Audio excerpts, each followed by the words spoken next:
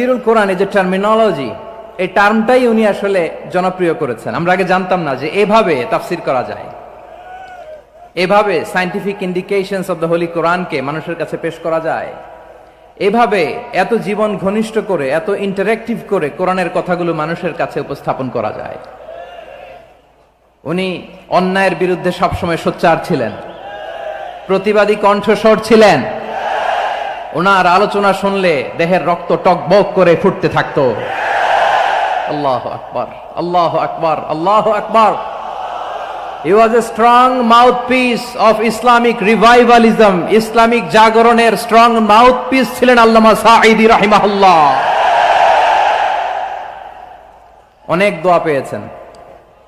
আমরা পড়েছি, এমন জীবন তুমি করিবে গঠন, মরণে হাসিবে তুমি, কাঁদিবে ভুবন। গোটা বিশ্বকে তিনি কাঁদিয়েছেন। আল্লামা যখন ইন্তেকাল করলেন, আমি তখন মালয়েশিয়া থেকে যুক্তরাষ্ট্রে একটা কনফারেন্সে যোগ দিতে যাচ্ছি।